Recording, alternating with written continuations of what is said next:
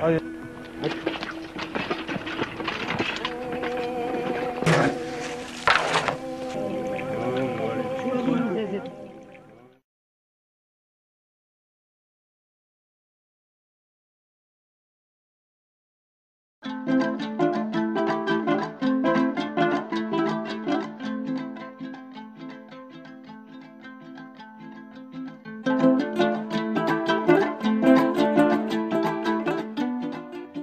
დავიბადე ზესტაფონში 1950 წელში დაამთავრე ზესტაფონის საშუალო სკოლა. შემდეგ ჩავაბარე უნივერსიტეტში კიბერნეტიკის ფაკულტეტზე. ეს ისეთი პერიოდი იყო ძალიან ათეისტური მოგეხსენება თქვენ და არასოდეს არ მიფიქრია მაგას. მაგრამ ერთი კი არა, ბები ამყავდა ძალიან მორწმუნე და დედაჩემიც იყო ძალიან მორწმუნე ადამიანი ძალიან. მას ხილვები ჰქონდა ხოლმე. და დედაჩემი ის ბაბუა იყო მღვდელი. დედაჩემის მეორე ესე იგი ბაბუა მამის დედის მხრიდან ასევე იყო მღვდელი. ცნობილი ბლაღოჩინი იყო მიხეილ მჭედლიძე და დედაჩემის ბიძა იყო სვიო მჭედლიძე, აი ცნობილი მღვდელმოწამე. ეთყობა აი რაღაცნაირად აი არ ვიცი მათი ლოცვით ალბათ იცით მე არასოდეს არ მიფიქრია რომ სასულოპერი გავხდებოდი 70-იან წლების ბოლო ჩავდი ეროვნულ მოძრაობაში სტიმული რაც იყო ჩემი ეკლესიაში მოსვლის მახსოვს მე ძალიან კარგად მახსოვს რომ დიდედამ ყოდა ძალიან მორწმუნე და სულ სიონში იყო სულ დედაჩემის მამიდა და მეც ხანდახან რომ მივდიოდი იქ მარტო მოხუცები იყვნენ ძირითადი სტიმული რაც იყო ეს იყო აი უწმიდესის პატრიარქატს მოსვლა საქართველოს ეკლესიაში ну მაშინ ეს იყო რაღაც ისეთი ესე იგი ჩვენ რაღაც გვინდოდა ახალგაზრდობას და არ ვიცოდი რა გვინდოდა რაღაც გვინდოდა ну ალბათ ძირითადი იყო ეს ჩვენ ახლა გავიზარდეთ ათეისტურ გარემოში და ჯერ სულიერებაზე არავითარი წარმოდგენა არ ქონდა ხელშესახები რაც იყო რაც ჩანდა გარეგნულად ეს იყო პირველ რიგში სამშობლოს სიყვარული ეროვნული მოძრაობა და ეკლესიას პირველ რიგში განვიხილავდით როგორც უძველეს ეროვნულ ესე იგი ცოცხალ ეროვნულ დაწესებულებას აი ეს შეიძლება ესე ითქვას პაპატიოსმებს მაგრამ დაწესებულა რა თქმა უნდა არ არის ეკლესია ხო აი ჩვენ უყურებდით როგორც საქართველოს ეროვნული წარსულის ყველაზე უფრო მნიშვნელოვანს. ხო და აი ამ ორმა შეერთება, აი ამ ორი ფაქტის დამთხევა, რომ ჩვენმა გაწყობამ, რომ ეკლესია არის ყველაზე მთავარი ეროვნული რაც კი არსებობს და ეკლესიის სათავეში პატრიარქის მოსვლა მამან აი როგორც საოცარი აფეთქების მსგავსი აი მე ნამდვილად ვიტყვი ეს რაღაც საოცარი აფეთქების მსგავსი აი ის იყო რა ქვია ეფექტი. მე მახსოვს ძალიან კარგად ეხლა მაშინ გიყავი 27-30 წელს და უწვიდესი რომ მოვიდა ყველა გამოვიქეს ეკლესიაში და მოვიდა ეკლესიაში ერთი რამის გულისთვის გვენახა პატრიარქი. უფალი საქართველოზე განსაკუთრებით ზრუნავს როგორც უწმინდესი ბრძანებს, იმიტომ რომ ეს არის მისი დედის ქვეყანა. გაიხსენეთ თქვენ ბიბლიიდან, ახალი აღთქმიდან, პირველი სასაული უფალმა მოახდინა გალილეას კანაში. და წინასწარმეტყველები წიგნში წერია, რომ უფალი პირველ სასაულს დაიწყებდა იერუსალიმიდან და დედაღვთისმშობელმა რო თხოვა, რომ შვილო აიო ღვინო გაუთავდათო, დედას უთხრა, ჯერ ჩემი საათი არ დამდგარა. ახაც გასმულია, რომ პირველი სასაული იერუსალიმიდან დადაწყებული. მაგრამ დედის თხოვნით წარმოიდგინეთ, უფალი ამბობს, სადა ქვეყანა გადაივლიან, ჩემი სიტყვები არ გადაივლიან. დედის თხოვნით ფაქტიურად ეს შეცვალა და გალილეას კანაში დაიწყო მან სასაული აღასრულა. აქედან ჩანს რამხელა კარნიერება აქვს დედაღვთისმშობელს და რამხელა ძალა აქვს დედაღვთისმშობელის თხოვნას. იმიტომ შვილია მისი მაცხოვარი, ხო ხორციელი. და ეს ქვეყანა არის დედაღვთისმშობელის ქვეყანა. და წარმოიდგინეთ, არსებობს ესეთი ილარიონ ქართველის ცხოვრება, იცით ალბათ, ხო? და იქ დედაღვთისმშობელი ესეუბნება იმ სალმანის წინამძღვარს, რომელმაც არ მიიღო ილარიონი. ეს ეუბნება, შენ არ იციო, ვინ არიან ქართველებიო? იმან შეუთვალა, მე არ ვიცი ვინ არიან ივერიელებიო ილარიონს. როგორ არ იციო, განა არ იციო, რომ ივერიელები ჩემი ხალხიაო და ამ ხალხის მტერი ჩემი მტერიაო? ერთია გამოხსნის გზა, უფალმან ზალიერისერსათვისა მოსდეს, უფალმან აკურთხოს ერითვისი მშვიდობით. ჩვენ ვითხოვთ ღვთისაგან მშვიდობას და ძალას, მაგრამ ღმერთი მხოლოდ თავის ერს აძლევს ამ ძალას. და როდის გახდები შენ ღვთის ერი, როცა დაუჯერებ მას, ვინც უფალმა და ღვთისმშობელმა წარმოაგზავნა შენ გადასარჩენად. ეს არის საქართველოს დედა ეკლესია და მისი მწყემსთავარი ილია მეორე. აი, როცა დაუჯერებს ქართველი ხალხი ილია მეორეს, მაშინ მოხდება მისი გადარჩენა. სხვა შემთხვევაში ყოველთვის განმეორდება ის კატაკლიზმები, რომელიც იყო და აი ჩვენ ლოცულობთ იმისთვის, რომ ეს მორჩილებით შედგომა მოხდეს ჩვენ პატრიარქზე და მე ყველაფერი კარგად იქნება და აღარ მოხდება ის უდი ამბები, რაც ხდებოდა საქართველოში და რაც ხდება ხოლმე ხანდახან.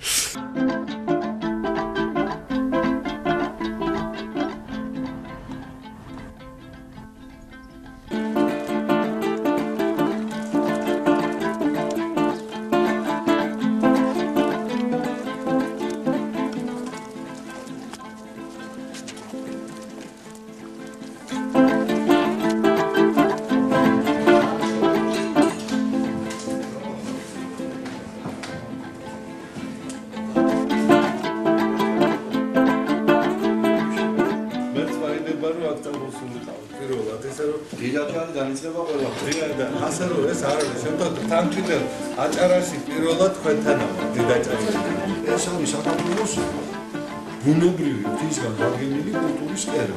აკვანი საგანს ყველაფერი წამოვიდა და ამიტომ მე მაგალითად ერთადერთი ადგილარი მაქვს, რომ ჩემი ქვეყნის, ჩემი ხალხის, ჩემი სარწმუნოების წინაშე, ჩემი ქვეყნის ისტორიის 2000 წლიანი ისტორიის წინაშე გავაკეთო ის, რაც მავალია ღვთისგან. ანუ რა, მთელი საქართველოს ყურადღება აქეთ მოვაპყრობიო, რომ ქართველმა ხალხმა გაანებო სამცოდვიან ცხოვრებას და დააფასოს ის, საიდანაც თვითონ მიიღო ყველაფერი რაც კი აქვს. აი ეს არის ჩემი მოვალეობა და მე ეს უნდა შევასრულო. დანარჩენი ახლა ეს ბუნებრივად მოვა. დანარჩენი ბუნებრივად ეს თან ყველაფერი იქნება. მე აი მეთმახნას რომ შევძლო რა შემეძლება, რომ არავინ არ მოვასწრო, რომ თან, მაგრამ ამისთვის დროის. ახლა მე არასოდეს არ მიფიქრია თუ ეს მე აჭარაში განმაწესებდა. მაგრამ ერთი კი იყო, ჩვენ პატრიარქი გვაგზავნიდა ხოლმე. უწმიდესი ეს 80-იან წლებში სხვადასხვა ეკლესიებში, მიტოვებულ ეკლესიებში, რომ იქ ლოცვა ჩავეტარებია მე და კათოლიკმა გაგვეწია და თქვა შეგვეძლოებიან მრევლო ეკლესია გახსნილიყო და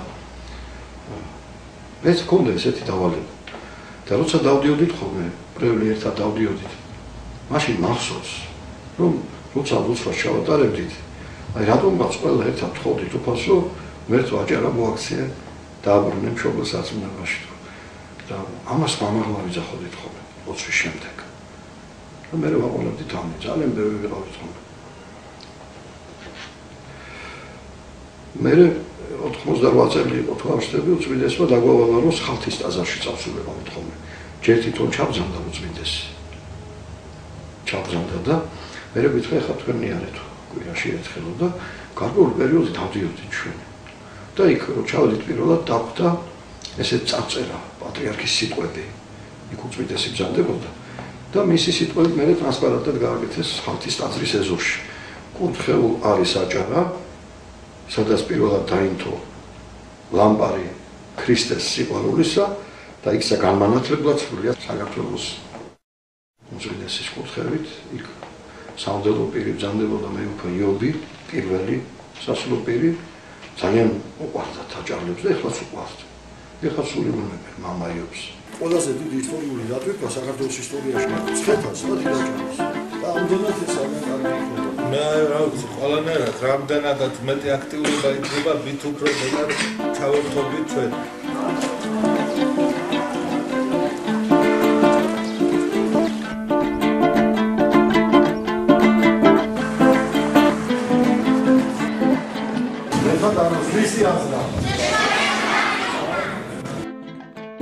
ერთხელაც თბილისთან წავედი ბათუმში მაშინ მეფე კონსტანტინე მზადდებოდა ბათუმის მიტროპოლიტი, ბათუმ შემოქმედელი და ზესტაფონში სახლში გავათიე ღამე და ჩემ მაშინ ცოცხალი იყო ეს მაცხოვრის და ღამე დილას უნდა გავყო უკვე დილის 5 საათზე უნდა წავიდე ბათუმში და ღამე ხედავ ესეთ სიზმარს ორი საოცარი მთაგრეხილი არის წარმოუდგენელი დიდი ასე ვთქვათ მასშტაბების წარმოიდგინეთ ორი ესეთი მთაგრეხილი აი ესე მიდის სივრცეში მიდის და მე გოგოს ერთიანდება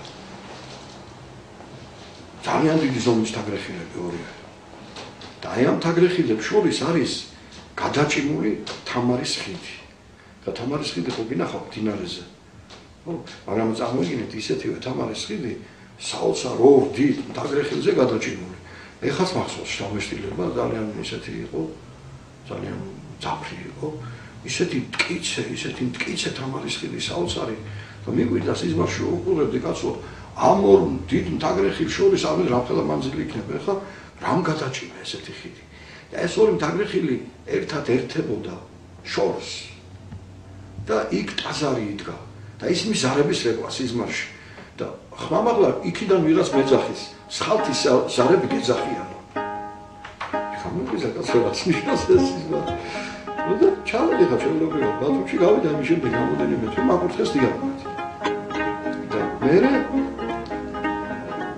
რამოდენიმე თვის შემდეგ მაკურთხეს მძულად და მეუბნებიან შენ ხომ დაწახვიდეს ხალთაში და ესე მოხდა ჩემი პირველი ჩასვლა ზემო აჭარაში ეს იყო 90 წლის 4 დეკემბერი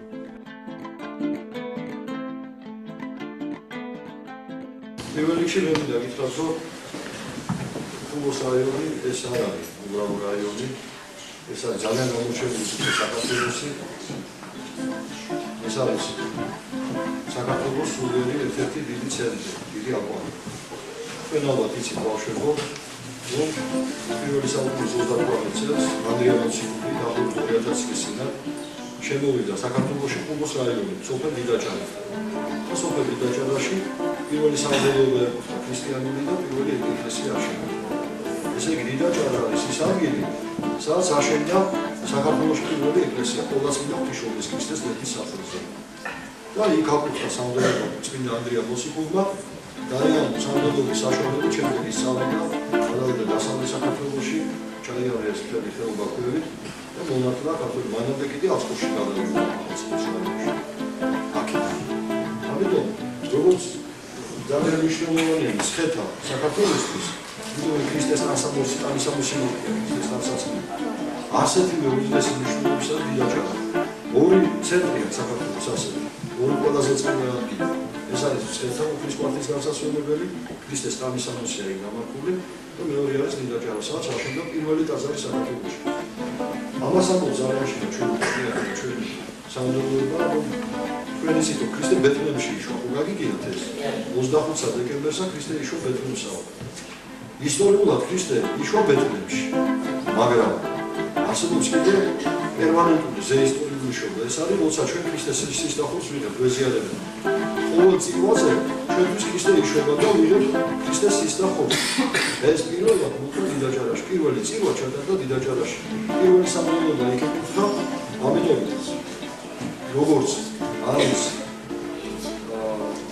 ბეთლემი მთელი მსოფლიოსთვის და პალესტინისთვის და ისრაელისთვის ასევე არის დიდაჭალა საქართველოს მეფეებს უკვე ბევრი რამე ქონდა ძალიან გაკეთებული იმიტომ რომ ულაში ქონდა ძალიან დიდი ავტორიტეტი დატოვებული ძალიან დიდი ავტორიტეტი დატოვებული და მე შედარებით ახლა მე არ ვინ ამის რომ მე ხოლოში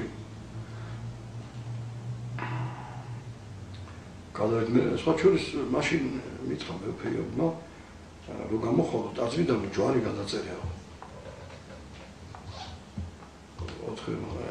ხეობას მთლიანად აი სხალთაში ხვევდი მონასტერში სკოლა მითხრა იქნება ეს გადმოგცემა სკოლა ცოტა ხნის შემდეგ მივედი გამგეობაში ხო და შეწუხეთ სხვა შორის და მითხრეს რომ ის სკოლა რომ მოხსეთ მამაო მითხრეს მანდ მუსულ ბავშვებს გაიყვანებენ მშობლებიო შეიძლება არ უნდა ეკლესიის სკოლა ახლო სხვა სკოლა არ არისო სხვა სკოლა და საწევი ამ თეზბოში აი ხოლოშიო ძალიან კარგი ინტერნატია ის, რომელიც ახლა არის. და ამას გადმოგცემთ. საპატრიარქოს ამას გადმოგცემთ. სკოლა იყო ჩვეულებრივი ინტერნატი. დაახლოებით 60 ბავშვი სწავლობდა. მეტი არა და რო გადმოცეს საპატრიარქოს. ესე იგი, უცებ დაახლოებით ერთ თვეში 300 ბავშვი ავიდა. კი არ გაიყვანეს ბავშვები. არამედ წამიგეს 300-დან ავიდა 350 თუ რაღაც ციფრი ავიდა სკოლაში ბავშვების რაოდენობა. 6 მე-11 კლასი ქონდათ. დამოვიდგენიათ. 6 დამამთავრებელი კლასი. უცებ გავხდით.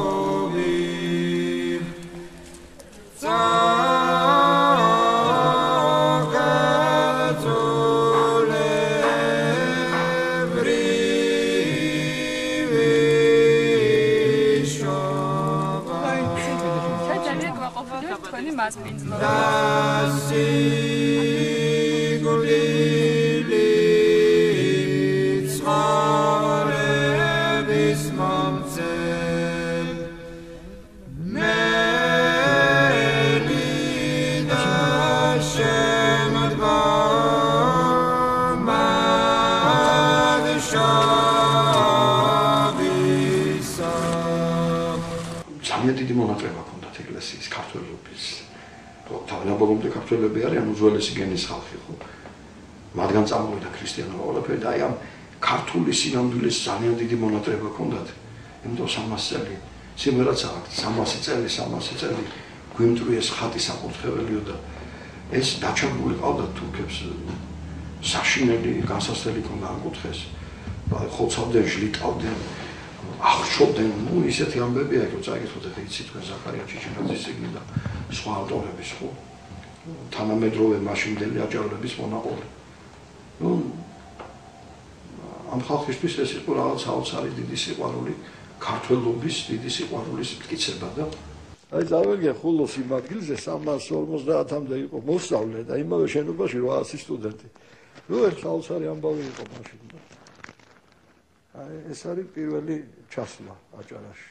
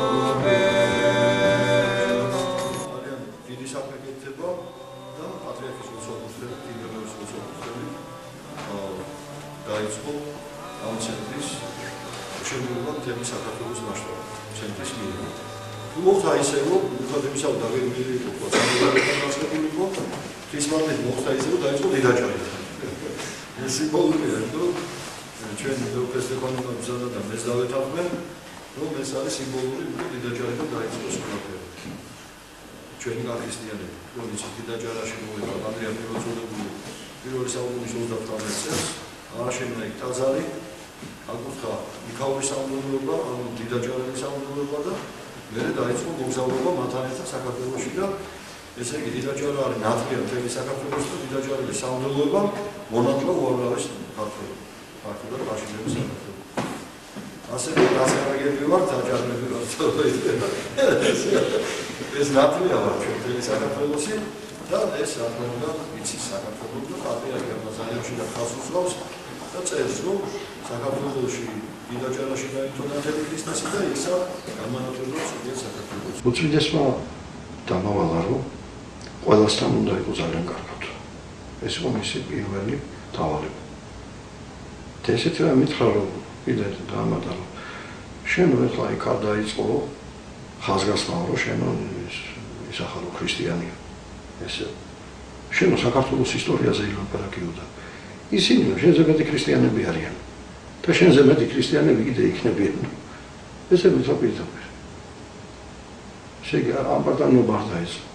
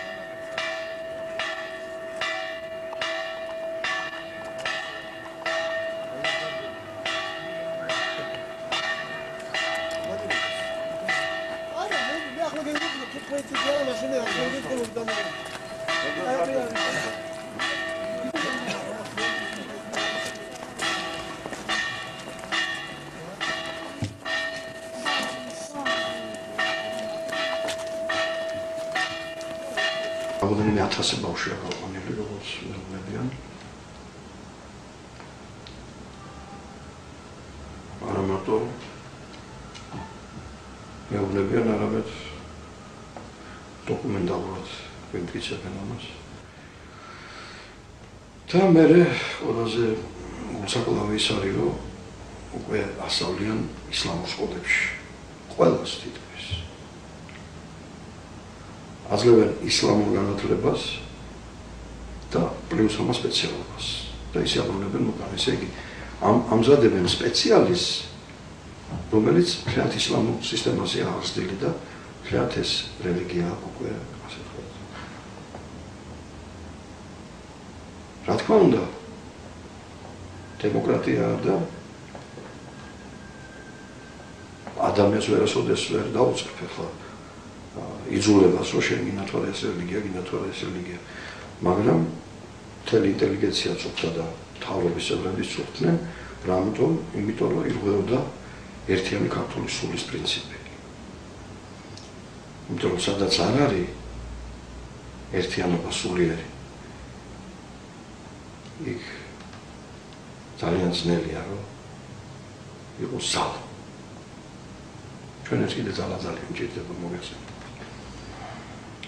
რა უნდა გვექნა ჩვენ? მე ველაპარაკე რამოდენიმე სტუდენტს, ველაპარაკეთ მათ შობლებს ველაპარაკნენ და მათ თქვეს ესეთი რამე რომ ჩვენ ამას გვაიძულებს რომ მატერიალური გაჭირვება და რომ ჩვენ ეს პრობლემა არ გქონდეს, რა თქმა უნდა, იქ არავის არ გაუშვებდა თავის შვილს, ახლა არ ვიცი ჩვენ დავყავდეს საშიო. ბოლო 2 წლის განმავლობაში ფაქტიურად ტრადიციულად ჩამოყალიბდა როგორც ჩვენ საგრებ მუნიციპალიტეტში, ასევე მთლიანად ზემოაჭარაში მნიშვნელოვანი ტრადიციული დღესასწაულები, ეს არის ქედელობა, ეს არის დიდაჭავლობა და სხვათაშორის დიდაჭავლობა 12 მაისს გაიმართება. და მივესალმებით, უშუალო ინიციატორი არის ქართული ეკლესია, სამოდელოება, მეუფე სპირიდონი, მნიშვნელოვანი ინსტიტუტის დაგეგმვასთან დაკავშირებით მისასალმებელი ფაქტია და მე შემიძლია რომ დიდი მადლობა დავხატო მუნიციპალიტეტის საკრებულო სახელით, ჩვენი ახალგაზრდობის, ჩვენი მოსახლეობის სახელით. ორგანიზატორებს კიდევ ერთხელ გიხდით დიდ მადლობას. ჩვენ ყველა ვართ ასე ვთქვათ გახარებულები, მეუფე სტეფანეს შაუმზანებით და ახალგაზრდული ცენტრის ბავშვების შაუმზანებით. მარტო თქვათ გართობა, მარტო თქვათ ეს კომპიუტერი და მარტო თქვათ ის არ არის ახალგაზრდობის. ფის გაერთიანება ალბათ ამ ცენტრში ძალიან ბევრს მოიზიდავს. თავის რიგში, იმიტომ რომ ჭეშმარიტება არის წმენაში და ჭეშმარიტება არის ახალგაზრდებში, რომლებიც ამ ცენტრში გაერთიანდებიან და მათგან აღჩვენებენ, როგორ შეიძლება იმეგობრო და ამავდროულად იყო ძალიან სულითაც ამაღლებული, იყო ძალიან კარგი პარტიოთი, იყო კარგი მოსწავლე და გიყვარდა შენი სამშობლოში. მაშინ უწმიდესმა და საქართველოს პრეზიდენტმა ესტება 3 წლის უკან გადაწყვიტეს ესეთი რამ ითქვა პატრიარქმა ესეთი რამ ებრძანათ, რომ ჩვენ უნდა შევქმნათ ალტერნატივა. ჩვენ ვერ ვაიზოლებ, ახლა როგორ უნდა აიზოლო? მივედით ვკითხეთ და ბოლო-ბოლო ის ადამიანი გეტყვის კაცო რა გინდა შენ? შვილი ჩემია, თავის ყველანაში ვცხოვრობ, მინდა იქავაგზავნე, მინდა იქავაგზავნე, ვაფშე. თან გეუბნება თავის თავს უსვამს რეალიზმის мотиваცია რატო ხდება? არაფერი რელიგიური, ერთადერთი რომ მე მიჭირს მატერიალურად. მაგრამ იქ უკვე ამ მატერიალურ გაჭირვებას იყენებენ იმის გულისთვის, რომ ბავშვის მსოფლმხედველობა აბსოლუტურად შეატრიალო. და მე გავუსწრებ წინ მოვლენებს და ამიტყვი ახლა რომ ეს უნივერსიტეტი რო გაიხსნა, მოვიდნენ ახალგაზრდები ჩემთან, რომლებიც ბურსაში სწავლობენ, ტრაპიზონში, ანგარაში. და შემომჩივლეს და ვითხრეს, აი რა ტიროდნენ ბავშვები. მე ვფიქრობ ქართული გავიწდება. გეხვეწები გადმოგვიყვანებო. და ეხლაც მithულია, სხვაებიც. რა უნდა გვექნა? და აი უწმიდესმა გაგვიტანა ეს გადაწყვეტილება, რომ იქ უნდა დაასწრეს ალტერნატიული, ანუ უმაღლესი განათლების დაწესებულება კონკრეტულად უნივერსიტეტი, მაგრამ აბსოლუტურად უფასო მართვის. ასე დაარსდა უნივერსიტეტი. გარდა იმისა, რომ სწავლა უფასოა, აქ სტუდენტები ორჯერ ტრაპეზობენ სამღვდელოებასთან და პროფესორ-მასწავლებლებთან ერთად. გარდა იმისა, რომ ხორციელად ნაყრდებიან, ქრისტიანული პურობის გამორჩეულ კულტურასაც ეზიარებიან.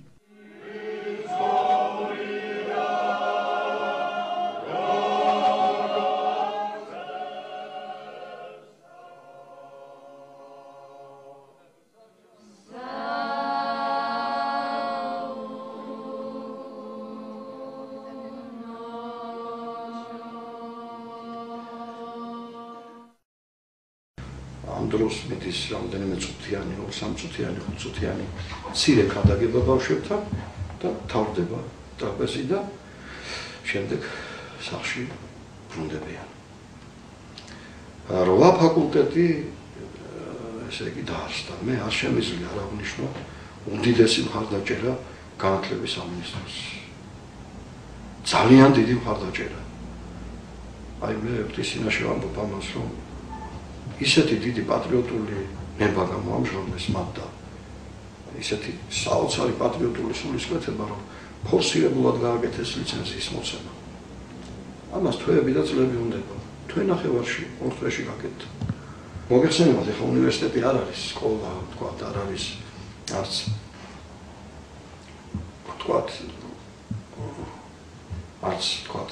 მithumetes საბავშვო ბაღი, ხო? ეს არის უმაღლესი დაწესებულება აქ. კანონმდებლობის ბაზა მოქმედებს სპეციალური. აქ ძალიან თავისებური, ასე ვთქვათ, სტრუქტურული მოწყობა უნდა ამას. თავისებური ურთიერთობა უნდა ელექტრომასებლებთან. ჩვენ 32 პროფესორ-მასწავლებელი გვყავს ხარისხიანი. ქალბატონ ნინო წერეთელი, ბატონ ნიკა თითონ გვარამია, ბატონ ნოდარი მისი მოადგილე, მინისტრი და მისი მოადგილე, აკრედიტაციის ცენტრი, ენომული გამოცდების ცენტრი. აი მე არ შემიძლია რა ვაშნო ქალბატონი მაიას მიმინოშვილის წარმოუდგენლად დიდი დამსახურება. მე მას ვთხოვე პატრიარქის სახელით, უწმიდესის ლოცვა-კურთხევით, რომ ეროვნული გამოცდების ცენტრი ხულოში დაეწესებინა სულ 14 იყო ეს მთელ საქართველოში და ვთხოვე რომ მე-15 იქნებ უწმიდესის ორველია მეთქი პატრიარქის რომ ხულოში იყოს და აი ქალბატონმა მარიამ ეს ძალიან ოპერატიულად გააკეთა. ეროვნული გამოცდები ძალიან მაღალ დონეზე ჩატარდა. კონკურსიც მაღალი იყო. აკრედიტაცია გაიარა 8 ფაკულტეტმა. აქედან 7 ბაკალავრიატია, 1 უმაღლესი პროფესიული. ხელოვნებათმცოდნეობა, ჟურნალისტიკა, ისტორია, ფილოლოგია, პედაგოგიკა, საჯარო მოხელე, ბიზნესის და ადმინისტრირების ფაკულტეტები და სამედიცინო პროფესიული ფაკულტეტი, რომელიც უმაღლესი განათლების მქონე მედდებს ამზადებს. აჭარის უნივერსიტეტზე სულ 3569 განაცხადი იყო. მე მინდა მადლობა უთხრა ბატონ ლევანს ვარშავომიძეს. მე იქაც მოგახსენეთ პირველად მასთან მივედი. პატრიარქმა მომითხრა საქმე უნდა გაკეთდეს მასთან და მან მითხრა რომ დაიწყე მეუფეო და მე რა შემეძლება ყველაფერში მოგეხმარებია.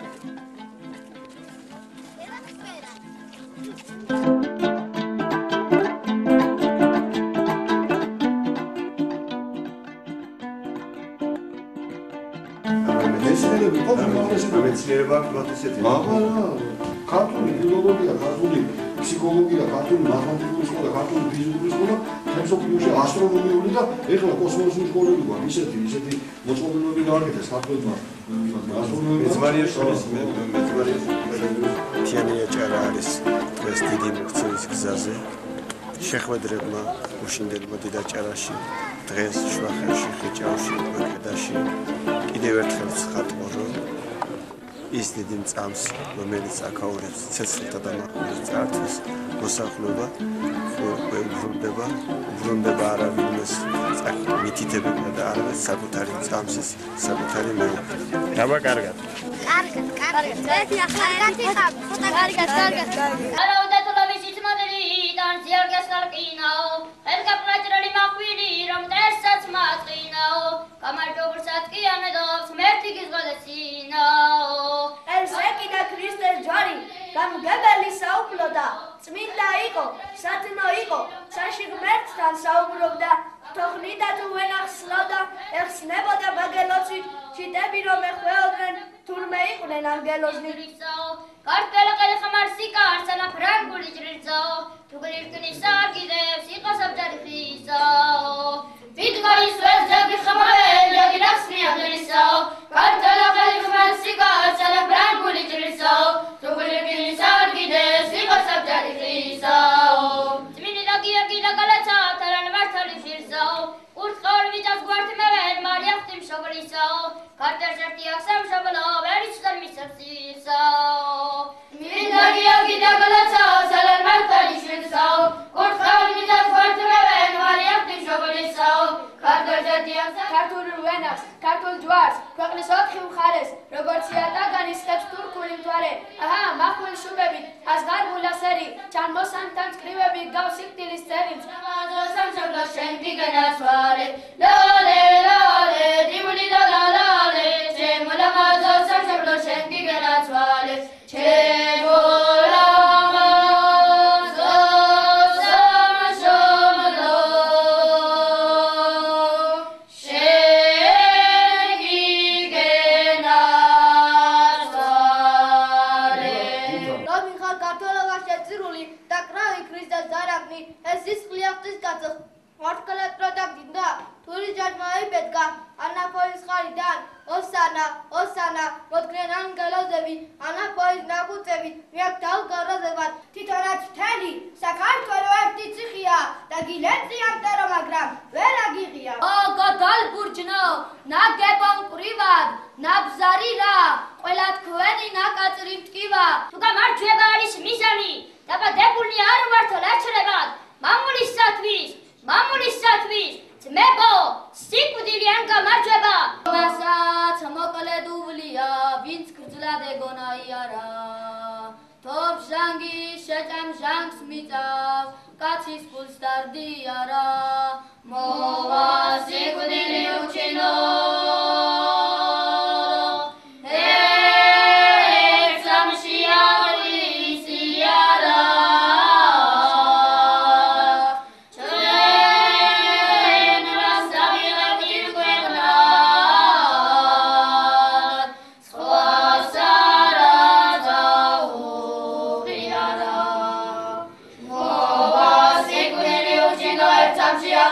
Ara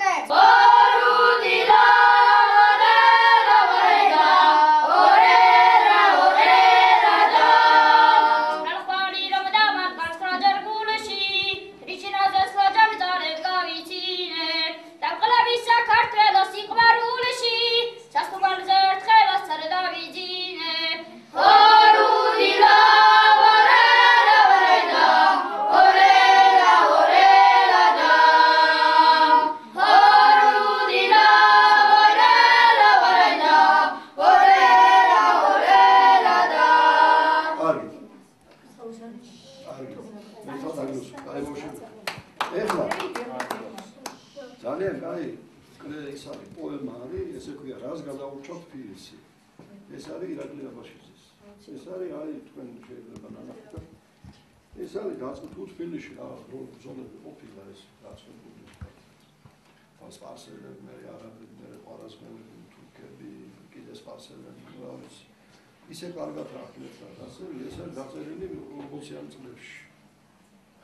ძალიან ძვირად ნახეთ ის სიგნალი.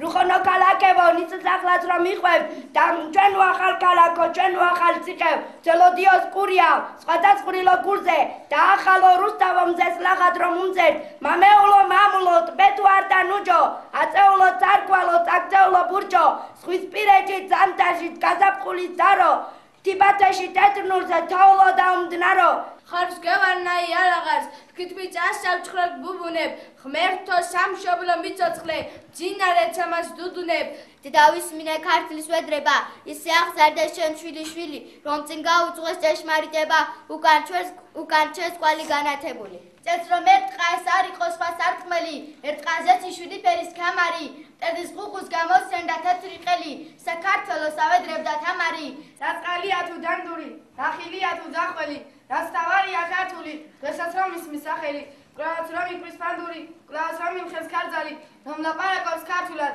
ქართულ სკოლაში ნასწავლი კლავშენი ენა გიყვანეს ყველაზე აფრაზიან აღაშრები აზურ მუხტე შუქის გადასწინთეს სამშობლო უნდა გიყვანეს ყველაზე აფრაზია კურთხეული ქართველი არის ეგზელიოს მაღალი ციხე მე რა ღვთისმშობლის სიტყვა ჩვენს დაიწყო